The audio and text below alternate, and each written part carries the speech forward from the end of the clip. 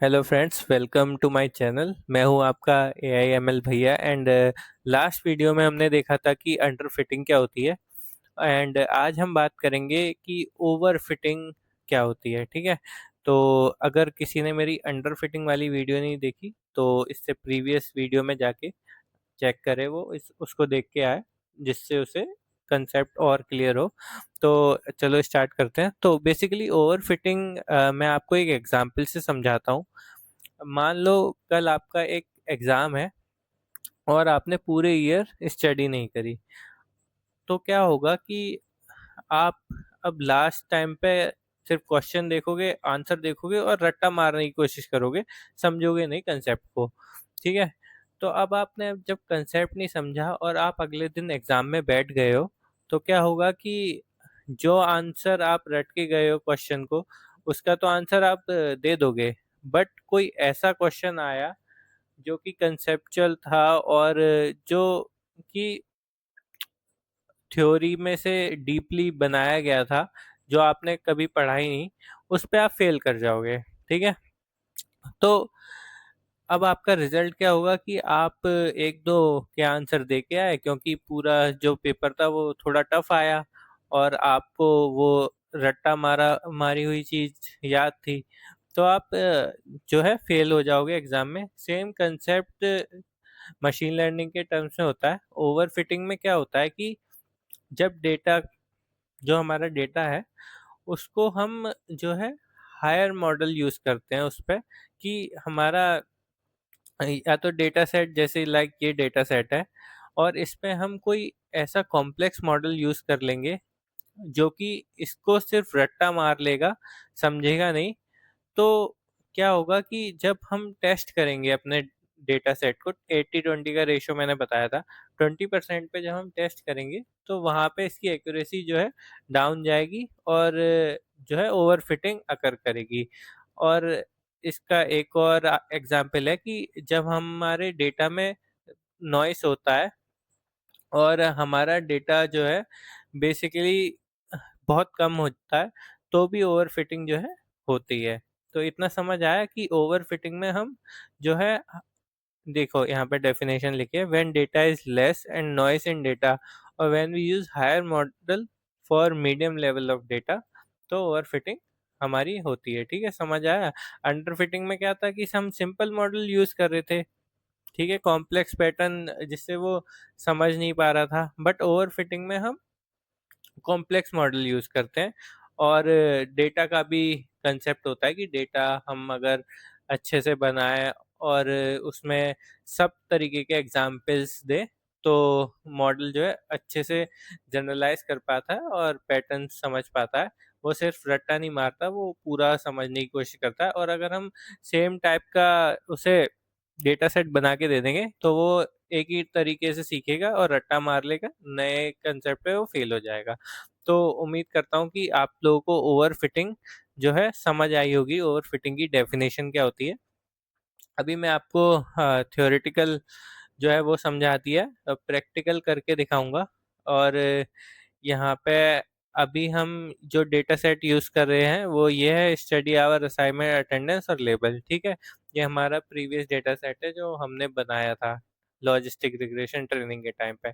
तो अब ये जो डेटा सेट है वो लॉजिस्टिक रिग्रेशन, जो हम मॉडल लॉजिस्टिक रिग्रेशन है हमारा, उसके लिए अगर हम यूज़ करेंगे तो वेल एंड गुड है, ये मॉडल मतलब परफेक्ट काम करेगा और ओवर फिटिंग के चांसेस बहुत ही कम होंगे कि इसमें ओवर फिटिंग हो जाए। बट अगर हम इसमें डिसीजन ट्री, जो कि हमारा, जिसकी कैपेसिटी मीडियम टू हाई है, मीडियम टाइप के डेटा सेट के लिए और हाई टाइप के डेटा सेट के लिए डिसीजन ट्री, रैंडम फॉरेस्ट, एक्जीबूस्ट, तो अगर हम ये यूज़ कर जाएं अगर इस लॉजिस्टिक रिग्रेशन टाइप के डेटा सेट के लिए, तो यहाँ पे क्या होगा, ये जो है ओवर फिटिंग की प्रॉब्लम आएगी, क्योंकि ये कॉम्प्लेक्स मॉडल हैं थोड़े और ये हाई डेटा सेट पे और कॉम्प्लेक्स डेटा सेट पे वर्क करते हैं। इजी डेटा सेट को ये रट्टा मार लेंगे।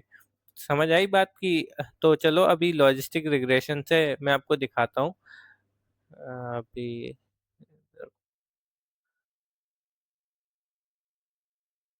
ठीक है, ये स्क्रीन पे हमने मॉडल ट्रेन किया था, लाइक यहाँ पे आप देखोगे ये लॉजिस्टिक रिग्रेशन का हमने मॉडल ट्रेन किया था।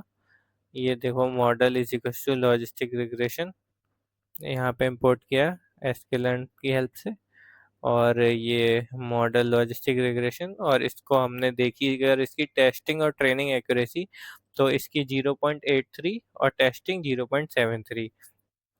अब एक ग्राफ की हेल्प से समझाता हूँ कि अगर दोनों के बीच का गैप, टेस्टिंग और ट्रेनिंग का गैप 0.5 से 5% है, तो जनरलाइजेशन अच्छी है और आपका जो मॉडल है वो बेस्ट वर्क कर गया है आपके डेटा सेट पे।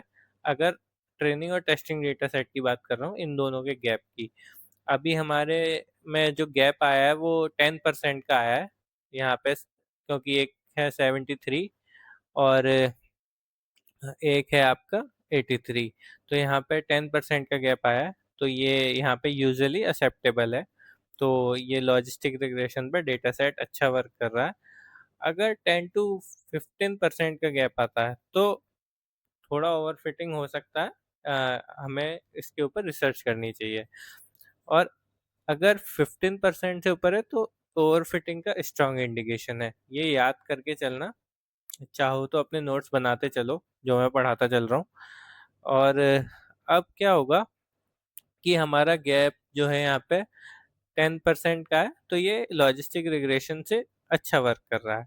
अब मैं आपको सेम चीज़ जो मैंने आपको डेफिनेशन में बोली थी, लाइक वेट एक सेकेंड, डेफिनेशन में बोली थी मैंने कि अगर हम इजी डेटा सेट पे कॉम्प्लेक्स मॉडल यूज कर जाए, या हमारा मॉडल कॉम्प्लेक्स हो जो डेटा सेट को सुटेबल ना हो, तो उस पे जो है ओवरफिटिंग आती है। तो ये यहाँ पे हम डिसीजन ट्री यूज करके देखेंगे कि क्या डिसीजन ट्री वाकई में कॉम्प्लेक्स है, क्योंकि वो इस डेटा सेट के लिए इसकी जो कैपेसिटी है वो भी मीडियम टू हाई है, तो क्या वो इस पे ओवरफिट करेगा या नहीं करेगा।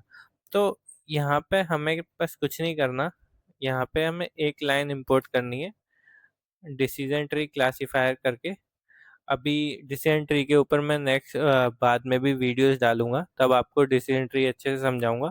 अभी के लिए हमें इंपोर्ट करना आना चाहिए कि हम कैसे मॉडल को इंपोर्ट करें। तो डिसीजन ट्री क्लासिफायर हमने इंपोर्ट किया है यहाँ पे, और नेक्स्ट हमने लॉजिस्टिक रिग्रेशन जो मॉडल यूज़ कर रहे हैं इसको कमेंट आउट कर दिया, और ये हमने कमेंट हटा दिए, और डिसीजन ट्री का मॉडल जो है लोड कर दिया। अब ये लॉजिस्टिक रिग्रेशन पे नहीं चलेगा, डिसीजन ट्री पे चलेगा। इतनी बात आप लोगों को आई थिंक समझ आई होगी। अब हम इसे चला के देखते हैं। हाँ देखो ये चला है, ट्रेनिंग एक्यूरेसी 1.0 और टेस्टिंग एक्यूरेसी 0.83। 1.0 मीन्स 100% और टेस्टिंग एक्यूरेसी 0.83। अब ट्रेनिंग एक्यूरेसी 100% क्यों आई? अब मैंने क्या बोला था, अगर कॉम्प्लेक्स मॉडल होगा तो वो बहुत अच्छे से रट्टा मारते हैं complex model easy data set पे, तो इतने अच्छे से सीखा है इस डेटा सेट को कि उसकी ट्रेनिंग एक्यूरेसी एकदम 100% उसने दी है। बट अब उसने ज़्यादा रट्टा मार रखा है, तो टेस्टिंग एक्यूरेसी पे वो फेल कर गया। यहाँ पे आ गया इसका 0.83, और इन दोनों का गैप है, ये 100% है, ये 83% है, इन दोनों का गैप है 17%, जो कि हमारा ओवर फिटिंग का स्ट्रॉन्ग इंडिकेशन दे रहा है। आई थिंक आपको ये बात समझ आई होगी। एंड इसमें आप देखोगे कि ये ट्रेनिंग एक्यूरेसी 100 है, टेस्टिंग 0.83 है, तो ये हमारा डिसीजन ट्री जो है कॉम्प्लेक्सिटी की वजह से, क्योंकि ये कॉम्प्लेक्स डेटा सेट पे ही अच्छा वर्क करता है, और इसको पैटर्न्स चाहिए लर्न करने के लिए, जिससे अपनी एफिशिएंसी को बेटर जनरलाइज कर पाए। तो वो अभी यहाँ पे ये नहीं कर पा रहा है क्योंकि डेटा सेट बहुत इजी था, तो इस वजह से ओवरफिटिंग की प्रॉब्लम आई। आई थिंक आपको ये समझ आया होगा। मैं एक बार फिर से जाते जाते रिपीट कर देता हूँ कि अगर हमारा डेटा सेट बहुत ही इजी है, जो कि एक मीडियम लेवल के मॉडल के लिए बना है, बट हम उसमें कोई कॉम्प्लेक्स मॉडल यूज़ कर लें जो कि उसे सूट ना करें।